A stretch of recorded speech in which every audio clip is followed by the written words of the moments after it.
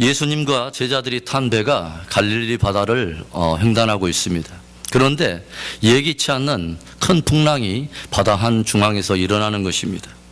큰 놀이 일어나면서 그들이 탄 배가 전복의 위기를 맞고 있는데 예수님은 놀랍게도 거물에서 주무시고 계십니다. 제자들은 힘껏 노를 젓고 바람의 영향에 밀리지 않도록 돛을 내린 다음에, 그리고 풍랑에 밀리지 않도록 이미 닷을 내렸습니다. 그리고 몸부림치면서 아우성을 치면서 그 풍랑을 이기려고 몸부림을 칩니다. 그런데 풍랑은 전혀 잦아들 기미가 보이지 않는 거예요. 그래서 제자들은 마침내 이것저것 해보다가 마침내 주무시고 계시는 예수님을 흔들어서 깨웠습니다. 주여 구원하소서, 우리가 죽게 되었나이다. 주여 구원하소서, 우리가 죽게 되었나이다. 이 제자들의 말에 주무시고 있던 예수님께서 곧 일어나 바람과 바다를 꾸짖으셨습니다. 풍랑아 잠잠하라, 바다야 잠잠하라. 이 권능의 말씀 앞에 그 풍랑이 잠잠하고 이내 바다는 조용히 고요해졌습니다. 이때 제자들이 서로 수군거리면서, 이 모든 광경을 지켜보던 제자들이 수군거리면서 이런 말을 합니다. 이 어떠한 사람이기에 바람과 바다도 순종하는고. 이 어떠한 사람이기에 바람과 바다도 순종하는고. 여러분, 오늘 우리가 이미 잘 알고 있는 이 말씀 가운데, 제가 들려드린 말씀 가운데 풍랑을 만난 제자들이 했던 여러 행동들 가운데 가장 잘했던 행동, 가장 위대한 행동은 여러분 무엇이라고 생각하십니까? 힘껏 노를 저은 것입니까? 돛을 내리고 닷을 내린 것이 가장 잘한 일일까요? 아우성을 지르고 몸부림을 친 것이 가장 위대한 일입니까? 아닙니다. 예수님을 깨운 것입니다. 예수님께 도우심을 구하는 것입니다. 예수님께 간구한 거예요. 주여 구원하소서, 우리가 죽겠나이다. 주님의 도움이 없이는 죽을 수밖에 없는, 주님의 도우심이 없이는 한 발짝도 우리의 인생에 앞으로 전진할 수 없는 그 약함을 있는 그대로 인정하고 주님의 도우심을 구한 일, 바로 그것이 제자들이 했던 가장 위대한 일, 가장 잘한 일입니다. 우리는 기도할 때 주님의 영광을 보게 됩니다. 기도할 때 주님의 역사하심을 보게 돼요. 우리는 기도할 때 주님의 어떠한 분인가, 그분이 누구인가를 알게 되는 것입니다.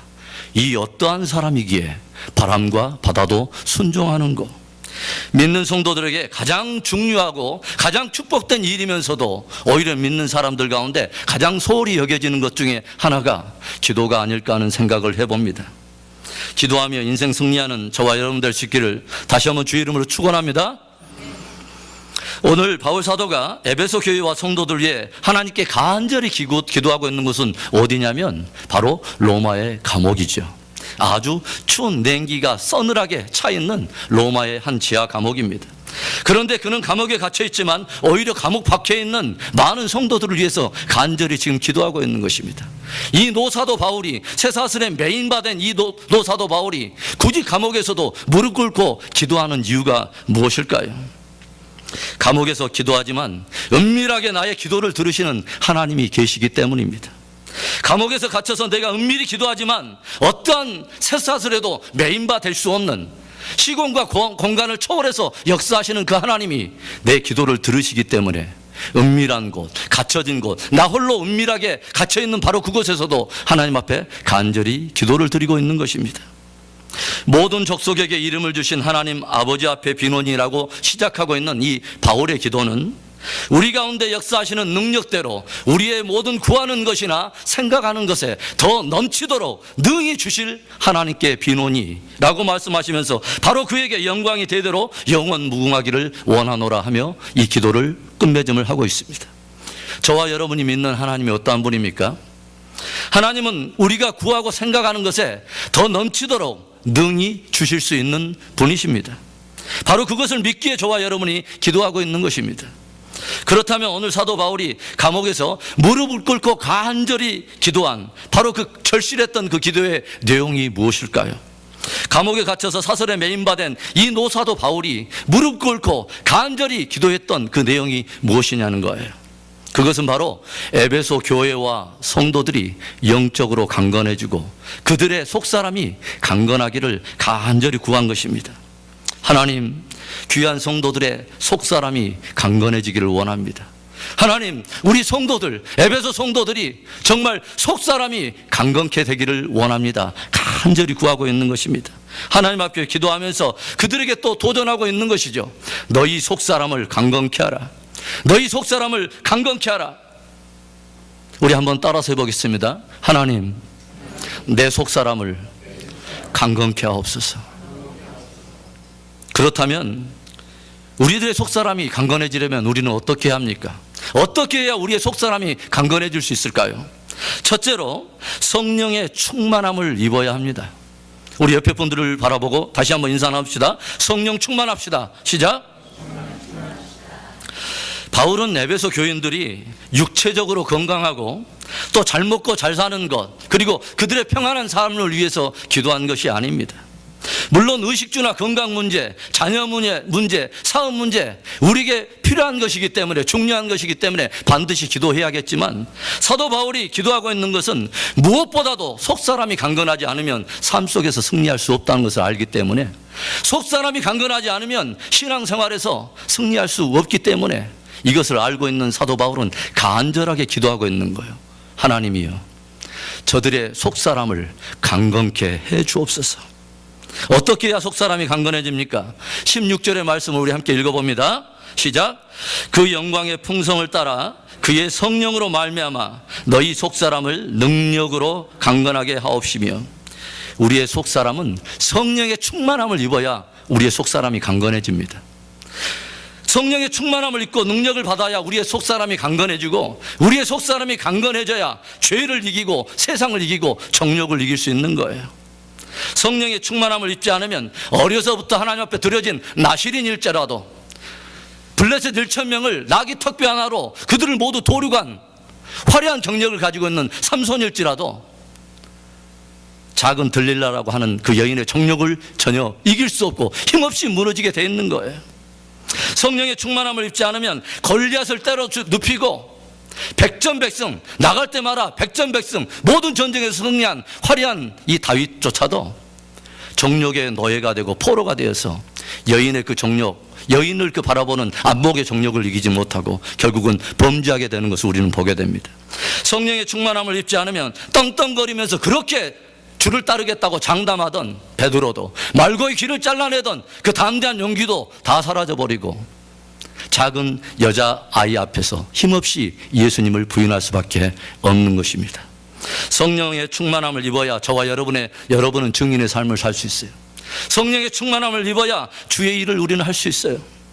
바울은 우리의 속사람이 성령의 힘을 통해서 강건해지기를 지금 간절히 기도하고 있습니다. 하나님, 주의 성령으로 말미암아 그 능력으로 저들의 속사람을 강건케 해 주옵소서. 이 능력, 이 힘, 여기에 해당하는 두나메이에서 파생된 단어가 다이나믹 그리고 다이나마이트라고 하는 두 단어입니다. 활력이 넘치는 역동적인 강한 폭발력을 가진 이런 뜻을 가지고 있지요. 성령 충만함을 입어야 저와 여러분도 삶 속에서 우리 신앙생활에서 역동적으로 활력 있는 승리하는 삶을 살게 될 줄로 믿습니다. 예수님께서 승천하시면서 제자들에게 남기신 유일한 그 부탁 한마디가 무엇이었습니까? 너희들은 위로부터 능력을 입히울 때까지 예루살렘 성을 떠나지 말라고 부탁하셨습니다. 왜일까요? 이 능력을 입어야 증인의 삶을 살 수 있기 때문이에요. 이 능력을 입어야 환난과 핍박을 이기고 교회가 승리할 수 있기 때문이에요. 이 능력을 입어야 저와 여러분도 정욕을 이기고 죄를 이기고 세상을 이길 수 있기 때문이에요. 이 능력을 입어야 무엇보다도 주의 일을 할 수 있기 때문입니다. 초대교회의 모습을 그리고 있는 사도행전에 보면 초대교회에 사용받은 쓰임받은 많은 일꾼들을 묘사하면서 계속 반복되고 있는 표현이 어떤 표현입니까? 너희 가운데서 성령과 지혜가 충만하여 칭찬 듣는 사람 7을 택하라. 온 무리가 이 말을 기뻐하여 믿음과 성령이 충만한 사람을 뽑으매. 그리고 또 어떤 표현이 있습니까? 스데반이 지혜와 성령으로 말함을 저희가 능히 당치 못하여. 계속 무엇을 우리에게 말하는 것입니까? 주의 일은 성령 충만함으로 이루어질 수 있다는 것을 우리에게 도전하고 있는 것입니다. 다시 한번 우리 옆에 분에게 눈 부릅뜨고 인사 한번 합시다. 성령 충만합시다. 시작. 저희가 선교지 네팔에 있을 때 굉장히 황당한 경험을 한 적이 있습니다. 카트만두 외곽에 해발 2700고지에 비탈진 그 경사지를 깎아서 조이하우스라고 하는 그 고아원을 만든 적이 있는데, 거기에 제일 처음에는 조립식으로 콘센트 건물을 지어서 고아들 200명을 수용한 적이 있습니다. 그런데 그 콘센트 건물 안에 있는 스티로폴이 빈대가 서식하기에 가장 최적의 환경을 만들어준다고 합니다. 그래서 이 아이들이 그 빈대 때문에 너무너무 고통스러워하는 것을 보면서 이걸로는 안 된다. 이제는 콘센트 건물을 무너뜨리고 조립식이 아니라 콘크리트 건물을 세워주자 해가지고 이 계획을 세웠습니다. 그런데 그때 마치 네팔의 그 극서부 지역에 다리 공사를 맡고 들어온 삼부토건이라고 하는 건설 회사가 들어왔기 때문에 중기 부장님에게 우리에게 부탁을 했어요. 부장님, 우리가 고아원을 하나 지어야 되는데 저 비탈진 경사지를 우리가 깎아낼 힘이 없으니까 부장님이 중장비를 좀 몇 대 동원해서 좀 땅을 좀 정작 좀 해서 평평한 기초를 좀 다져주시죠. 근데 이 부장님이 계속 말씀을 해주신다고 그러는데 차일피일 미루면서 전혀 올라올 기미가 안 보이는 거예요. 그래서 할 수 없이 급한 사람이 먼저 판다고, 우물 판다고, 아이들과 함께 그러면 밑에서 그 중장비가 올라가기 전까지 우리가 조금씩 우리 한번 작업을 해보자 해가지고 하루에 조금씩 우리가 땅을 파 들어가면서 이 땅을 평평하게 고르고 있는데, 결국 그렇게 일을 하던 우리의 작업이 결국은 넓은 그 부지를 마련하고 거기에다 4년에 걸쳐가지고 콘크리트 건물을 5층짜리를 세웠습니다. 그런데 거의 그 건물이 다 완성될 즈음에 이 중기 부장님이 조이하우스 옆을 지나가다가 깜짝 놀라서 안으로 들어왔어요. 선교사님, 어떻게 그 비탈진 경사지를 깎아가지고 어떻게 이 건물을 세웠습니까? 그러니까 저희들이 말을 했어요. 부장님이 하도 부탁을 안 들어주니까 급한 사람이 우물 먼저 판다고 아이들하고 조금씩 작업하던 게 이렇게 진행이 되다 보니까 5층짜리 건물을 다 지었습니다. 이 부장님 얼굴이 빨개지면서 부끄러워서 어쩔 줄 몰라요. 그리고 저희들한테 물어요. 선교사님, 제가 뭘 도와드릴까요? 그래서 저희들이 뭔 말을 했냐면, 중장비를 좀 동원해서 아이들을 위해서 이제는 그 앞에 조금 경지를 평평하게 하고 큰 운동장, 넓은 운동장 하나만 만들어주세요. 그러니까 이 부장님이 그 다음날 의기양양한 굉장히 표정으로 중장비 두세 대 포크레인을 가지고 딱 올라오더라고요. 그리고 저와 우리 모든 선교사님들과 우리 아이들이 함께 어떻게 중장비가 동원해서 운동장을 만드는가 하는 것을 조용히 지켜보고 있었습니다. 그런데 중장비 서너 대가 한 서너 시간을 왔다 갔다 일저일을 하더니 그 서너 시간 만에 엄청나게 넓은 운동장 하나가 뚝딱 눈 깜짝할 새 생기는 거예요. 우리 아이들하고 거의, 이건 황당한 경험이 아니라 거의 충격적인 경험이었습니다. 우리는 날마다 4년 동안을 조금씩 파들어서 거기에다 경지를 마련하고 거기에다 5층짜리 건물을 세웠는데, 그 엄청난 일을 서너 시간, 서너 대 딱 중장비 왔다 갔다 하더니 그 넓은 땅을 다 만들어 놓고 너무 아름답고 너무 좋은 운동장을 만들어내는 거예요. 그럴 때 그런 말 해야 되는 거 아니에요? 오 마이 갓. 강력한 장비를 구비한다는 것이 얼마나 놀라운가를 우리가 절실하게 경험했던 것입니다. 성령의 능력을 힘입는다는 것은 곧 하나님의 능력을 우리가 힘입는다는 거예요. 주의 일을 하려고 하면 반드시 우리는 성령의 충만함을 입어야 돼요. 반드시 이 세상을 이기고 정욕을 이기고 죄를 이길 것은 힘과 능으로 되는 게 아니에요. 오직 여호와의 신으로, 성령으로 말미암아 되느니라. 왜 주님께서는 승천하시면서 이 성령의 능력을 주의 몸된 교회와 성도들이 입기를 간절히 원했어요? 그들이 맞이해야 될 로마의 그 핍박과 환란이 결코 가벼운 것이 아니라는 걸 알고 있어요. 이건 사람의 능력으로 해낼 수 있는 것이 아니라는 걸 알았어요. 오직 성령의 충만함으로만 가능하기 때문이에요.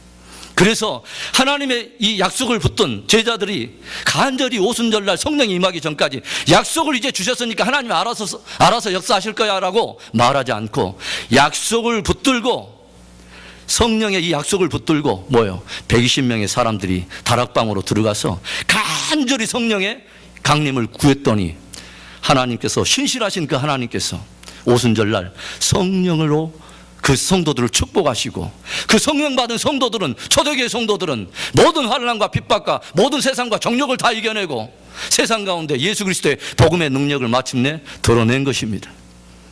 오늘 사도 바울이 간절히 기도해요.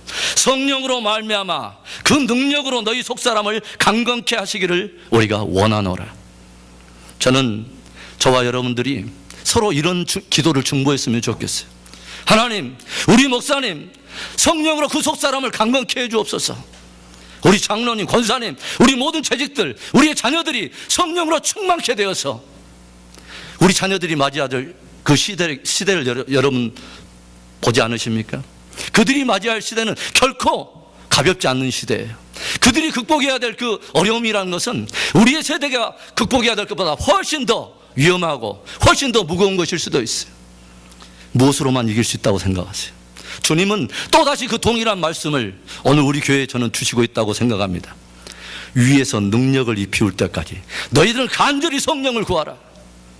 주님은 그 약속 붙들고 간절히 우리가 기도할 때 저와 여러분에게 성령을 부으시고 그 능력으로 승리케 하실 것을 믿습니다. 죄를 이기고 정욕을 이기고 세상을 이길 수 있는 것은 저와 여러분의 힘으로 될 수 있는 게 아니에요. 신앙의 싸움은 혈과 육의 싸움이 아닌 것입니다. 오직 성령으로만 이길 수 있는 것입니다. 우리의 속사람이 강건해지려면 또 어떻게 해야 합니까? 어떻게 해야 우리의 속사람이 강건해질 수 있습니까? 두 번째로 믿음의 충만함을 입어야 합니다. 우리 옆 사람과 다시 한번 또 인사합니다. 믿음 충만합시다. 시작. 바울이 로마의 감옥에서 에베소 교회와 그 성도들을 위해서 간절히 드린 또 하나의 기도는 바로 그거였어요.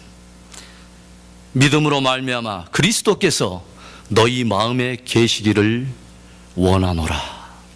믿음으로 말미암아 그리스도께서 너희 마음에 계시기를 원하노라. 예수님이 우리 안에 계셔야 우리의 속사람이 강건해지고 예수님이 우리 안에 계셔야 역사들이 일어나는 거예요. 믿음은 예수님께서 우리 안에 역사하시는 통로라고 말할 수 있는 것입니다. 믿음으로 말미암아 우리가 예수 안에, 그리고 예수님이 우리 안에 있을 때 우리의 속사람은 강건해지고 우리는 열매 맺는 믿음을 가질 수가 있는 것입니다. 예수님께서 행하셨던 여러 사역을 기록하고 있는 사복음서를 보면 그를 따르는 제자들과 그를 따르는 많은 사람들에게 주님이 다른 것은 묻지 않으신데 자기를 따르는 모든 사람들의 분량을 따지듯이 하나를 평가하면서 그들 안에서 유독 구하고 요구하셨던 거 하나가 있습니다. 무엇일까요? 믿음입니다. 믿음. 왜 너희에게 믿음이 없느냐? 책망하십니다. 믿음이 적은 자들아 왜 의심하였느냐? 책망하시오. 그런가 하면 주님은 내 믿음이 크도다 너무너무 기뻐하시오. 세상에서 내가 이만한 믿음을 내가 만나보지 내가 못했다. 믿음이 충만할 때 주님이 그 안에서 어쩔 줄 몰라 하셔요. 기뻐하셔요. 할 수 있거든이 무슨 말이냐? 믿는 자에게는 능치 못함이 없느니라. 이 말씀을 하신 주님은 믿음의 주요 온전케 하시는 주님이십니다. 그래서 주님께서 우리에게 들려주시는 놀라운 축복된 말씀 중에 하나는 내 믿음대로 될지어다. 내 말이 내 귀에 들린 대로 내가 행하리라. 이 말씀은 생각하면 할수록 너무 놀라운 축복의 말씀이라고 생각합니다. 저와 여러분이 믿음으로 기도할 수 있다는 것이 얼마나 축복되고 영광된 일입니까? 믿음의 강구는 역사하는 힘이 크다고 주님께서 말씀하십니다. 저와 여러분이 대단해서가 아니라 우리가 믿고 구할 때 그 기도를 듣고 역사하시는 그분이 강하시기 때문에 우리의 기도도 더불어 위대해지는 것입니다. 믿음은 주님을 기쁘게 해요. 믿음의 근거는 저와 여러분에게 있는 게 아니에요. 그분의 어떠하심과 그분이 행하시는 그분의 능력을 향한 우리의 믿음인 것이죠.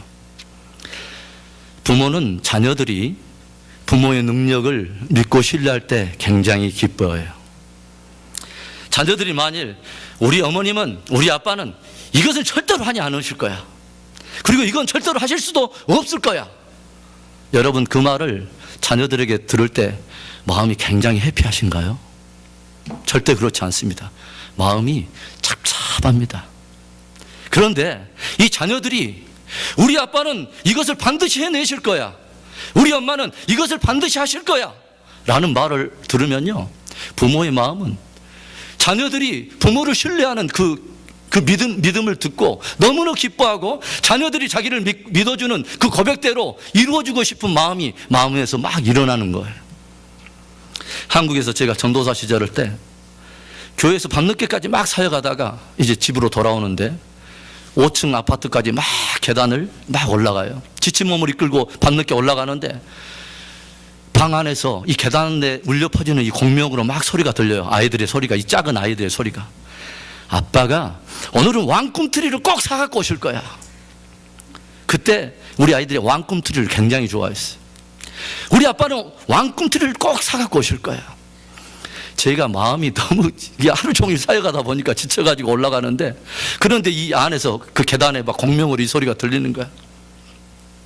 그러면 제가 어떻게 했을 것 같습니까? 왕꿈틀이고 뭐시고 지금 몸이 지쳐있는데 내일 내가 사줄게 그랬을까요? 그렇게 못하겠더라고요. 귀에 들리는데요, 내가 쏜살같이 다시 그 집 안으로 들어가지 않고 수포로 달려가서, 그것도 한 봉지가 아니라 세 봉지 네 봉지를 가득 사다가 나를 믿어준 자녀들의 품에 풍성하게 안겨줬어요. 그리고 제 마음이 너무 기쁘더라고요. 믿음의 핵심은요, 주님이 어떤 분인가를 신뢰하는 바로 그분을 향한 믿음인 거예요. 저와 여러분, 그리고 저와 여러분이 만약 우리와 어떤 상황만 놓고 우리가 바라본다면 거기에는 아무런 가능성이 없어요. 거기에서는 그냥 절망밖에 없을 거예요. 민가가 보이지 않는 들녘이에요. 그리고 해가 이미 졌어요. 해가 진녘이에요. 먹여야 될 사람이 한두 명이 아니라 2만 명이에요. 그리고 음식을 구입할 수 있는 거리는 지금 이 들녘에서부터 수 마일이 지금 떨어져 있는 곳이에요. 모든 상황에 대한 분석은 다 끝났어요. 그리고 우리가 가진 것은 없어요. 그러면 마지막 결론은, 우리가 아무리 상황을 잘 분석해냈다 해도 결론은 하나예요. 뭐예요? We cannot do anything. Mission impossible. 끝난 거예요. 이미 가족들도 떠났어요. 중풍병은 38년이나 도졌습니다. 그리고 유일하게 마지막 남은 하나의 희망인 베데스다 연못가에서 기다리고 있는데, 나보다 훨씬 더 몸이 날쌘 자들이 물이 동하면 빨리 들어가려고 다 벼르고 있는데, 나는 계속 38년 동안 눌려있던 이 증세로 말미암아 계속 누워있을 수밖에 없어요. 상황 분석 끝났어요. 그럼 결론은 뭐죠? I cannot do anything. Mission impossible. 결과는 아무것도 할 수 없다는 거예요. 그러나 우리가 아우성 치면서 머무리지면서 덫도 세우고 닷도 내리지만, 이 모든 것을 아무리 해도 어떤 것을 이룰 수 없었지만, 우리가 주님께 나아가면, 주님을 흔들어 깨우면 거기에는 항상 답이 있습니다. 주님은 우리가 주님께 나아갈 때 우리가 어떤 사람이냐를 묻지를 않으셔요. 남자냐 여자냐, 어른이냐 아이냐, 종이냐 주인이냐, 이런 걸 따지지 않으셔요. 그리고 우리에게 어떤 능력을 가졌는지를 묻지 않으셔요. 너 돈 얼마나 있니? 너 학위가 뭐야? 너 건강한 거야? 이런 걸 따지시는 분이 아니에요. 또 상황이 어떠하냐, 얼마나 위급하냐를 우리에게 물어보시는 분이 아니에요. 믿음은 나의 어떠함이나 우리의 어떠함에 대한 믿음이 아닌 것입니다. 환경이 또 어떠하냐, 상황이 어떻게 변해가느냐에 대한 믿음이 아니에요. 모든 것을 초월해서 어떠한 결박도 그분을 채울 수 없는, 사슬에 결박되지 아니한 전지전능하신 바로 주님을 향한 믿음인 것입니다. 나사로가 죽은 지 사흘이나 됐는데 마리아가 말을 해요. 주님, 죽은 지 나흘이나 됐습니다. 이제 냄새가 설설 나기 시작해요. 주님, 시체가 썩어갑니다. 근데 주님께서 아마 속으로 그러셨을 것 같아요. 내가 물어봤냐고. 얼마나 됐느냐고 내가 물어본 적이 있느냐. 상황이 이렇기 때문에 나는 할 수 없다는 듯이 그렇게 마리아는 꼭 말을 하는 것 같죠. 우리는 때때로요, 주님 앞에서 어떤 상황을 부정적으로 설명해 내기를 굉장히 우리 힘쓸 때가 있어요. 그래서 이러한 상황이기 때문에 주님 고려하셔서 말씀하셔야 됩니다. 주님, 상황이 이 정도면 주님 고려하셔서 행동하셔야 돼요. 주님, 이번에는 감기 정도가 아니라니까요. 주님, 중병입니다. 주님, 한두 가지 이런 게 아니에요. 주님, 파산입니다. 주님, 한두 명이 아니에요. 주님, 먹여야 될 사람이 2만 명입니다. 그런데 여러분, 주님 앞에 죽은 지 나흘 되든지 1년이 되든지 그게 무슨 상관이 있습니까? 나사로야 나오너라 했던 그 권능의 말씀이 다시 주님께서 대림하실 때, 죽은 자야 나오라 할 때는 수천 년 전 창세기로 죽었던 모든 자들이 다 나와서 그분 앞에 생명으로 드러날, 그분은 권능의 주님이세요. 주님이 말씀하십니다. 이 말씀은 꼭 우리가 함께 따라서 해보고 싶어요. 따라서 해봅니다. 네가 믿으면 영광을 보리라. 굉장히 우리에게 도전해 주신 말씀이에요. 믿으면 네가 영광을 보리라. 기도 없는 일반의 군사보다 믿음으로 기도하는 한 사람이 강하다는 말이 있어요. 왜냐하면 우리가 믿을 때 우리가 누구인가는 상관없이 주님이 우리 안에서 역사하시기 때문입니다. 내 믿음대로 될지어다. 내 말에 내 귀에 들린 대로 내가 행하여 주리라. 오늘 바울은 교회와 성도들 위해서 간절히 기도하고 있습니다. 믿음으로 말미암아 그리스도께서 너희 마음 안에 계시기를 구하노라. 믿음으로 말미암아 예수님이 우리 안에 계실 때 우리 안에 속사람이 강건해지고 우리는 주님의 영광도 보고 주님이 일으키시는 역사들도 우리는 보게 되는 거예요. 믿음의 역사들을 통해서 우리가 주님의 영광도 볼 뿐만 아니라 주님이 행하시는 놀라운 기적이 우리의 삶 속에 보편적인 일상이 되는 큰 은혜가 저와 여러분의 삶 속에 있기를 주의 이름으로 축원합니다. 우리의 속사람이 강건해지려면 또 어떻게 해야 합니까? 마지막으로 우리의 속사람이 강건해지려면 사랑의 충만함을 입어야 합니다. 우리 옆 사람에게 다시 한번 사랑에 충만합시다. 시작. 오늘 바울은 또 기도하기 시작합니다.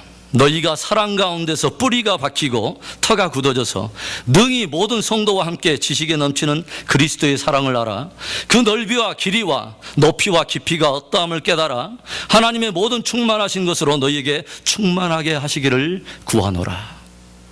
하나님, 우리 성도들 주님께서 아들 주신 그 사랑의 깊이와 그 넓이를 깊이 알게 해 주옵소서. 주님, 그 깊은 사랑, 그 높은 주님의 사랑에 우리 성도들이 신앙의 뿌리를 내리고 터가 박혀져서 견고하지 않도록 주님 붙들어 주옵소서. 이게 사도 바울의 기도였습니다. 우리가 주님의 사랑의 뿌리를 내리고 그 안에 터가 박혀져야 우리는 상황에 흔들리지 않고 우리는 승리할 수 있기 때문입니다. 사도 바울은 지금 감옥에 있으면서 얼마 있으면 자신에게 찾아올 죽음을 감지하고 있어요. 얼마 있으면 찾아올, 교회에 찾아올 많은 핍박과 환난을 알고 있습니다. 그걸 내다보고 있는 것입니다. 그런데 그것을 이길 수 있는 것은 다른 것이 아니라 예수 그리스도 안에서 하나님께서 우리에게 베푸신 그 사랑의 깊이와 넓이와 높이와 모든 것들을, 그 사랑의 부요함을 알 때 이 모든 것을 이겨갈 수 있다는 것을 사도 바울은 알고 있는 것입니다.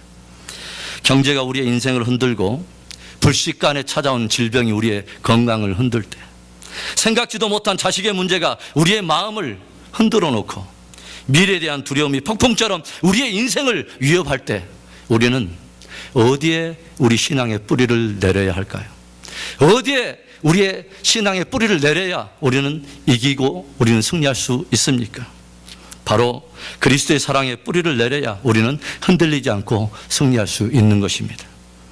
오늘 바울은 교회와 성도들이 그리스도의 사랑의 넓이와 길이 그리고 높이와 그 깊이를 충만하게 알기를 간절히 간구하고 있습니다. 그 사랑의 부요함과 풍성함을 깨닫고 확신할 때 환경에 흔들리지 않고 승리할 수 있기 때문이죠. 여러분, 하나님 사랑하십니까? 얼만큼 사랑하십니까? 아이들에게 가끔 물어요. 작은 꼬마들한테 아빠 좋아해? 그럼 좋아해. 얼만큼 좋아해? 그럼 아이들이 손을 엄청 자기 나름대로는 크게 벌린 거죠. 양쪽으로 다 벌리고 나서 이만큼 좋아해. 아이 나름대로는 아빠의 큰 사랑을 그렇게 표현한 것이 되겠죠.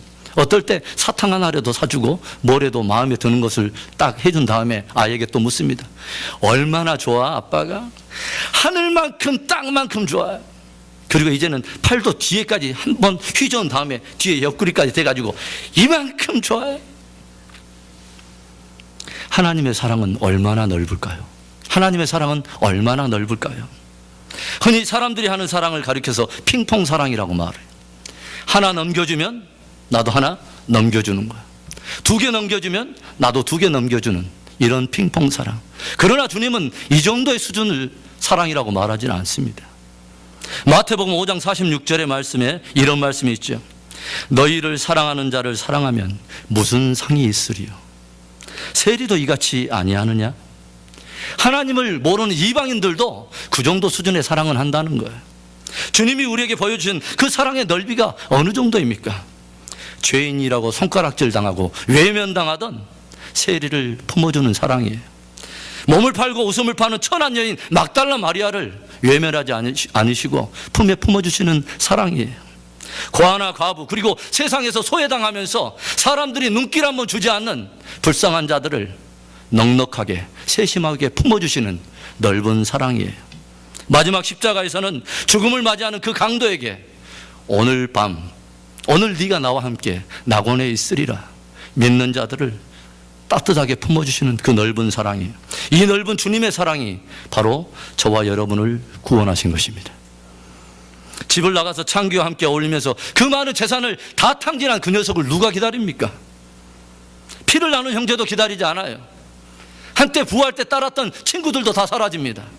따랐던 여인도 기다리지 않아요.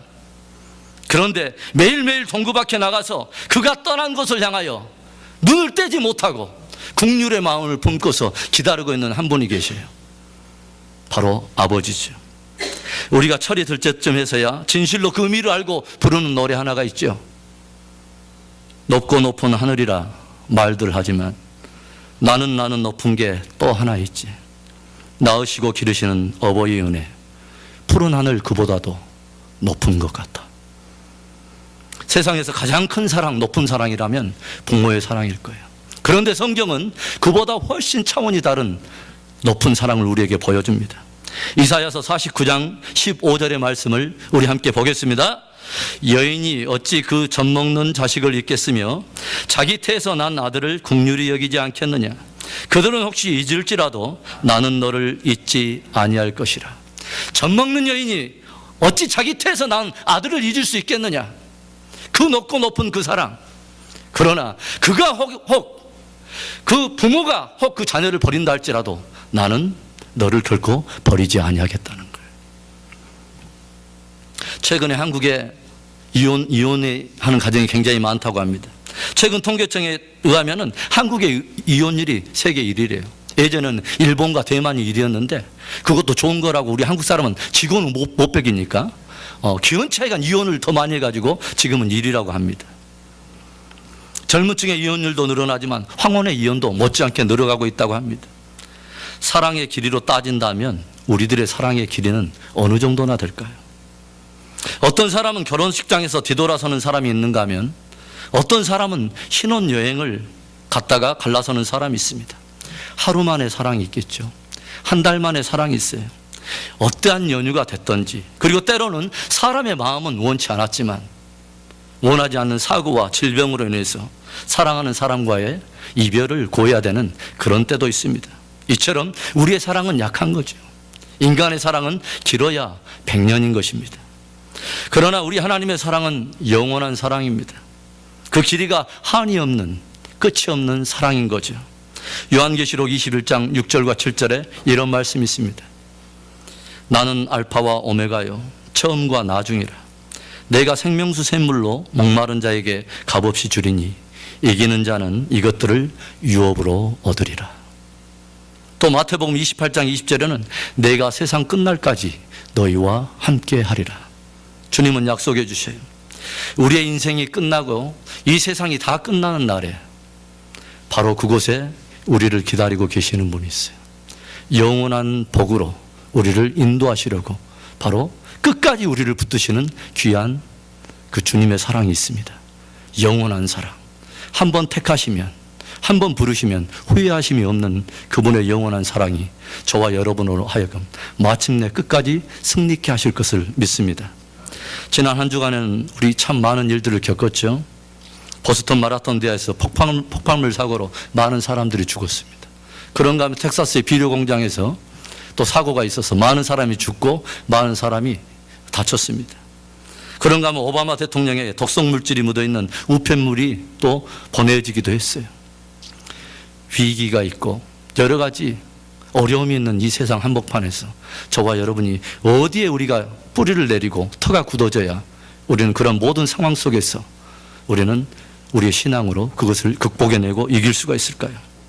주님의 크고 넓은 사랑, 주님의 깊고 높은 그 사랑에 우리의 신앙을 뿌리를 내리고 사랑에 우리가 털을 깊이 박을 때 저와 여러분이 승리할 수 있는 걸로 믿습니다. 돈을 잃은 것은 조금 잃은 거예요. 그런데 건강을 잃으면 다 잃은 거예요. 그런 말이 있죠. 그러나 건강도 중요하지만 영적인 건강은 훨씬 더 중요한 거예요. 성령 충만함으로, 그리고 믿음 충만함으로, 사랑 충만함으로 우리의 속사람이 강건해져서 주님 오시는 날까지 저와 여러분이 승리하는 은혜가 있기를 주의 이름으로 축원합니다. 기도하겠습니다.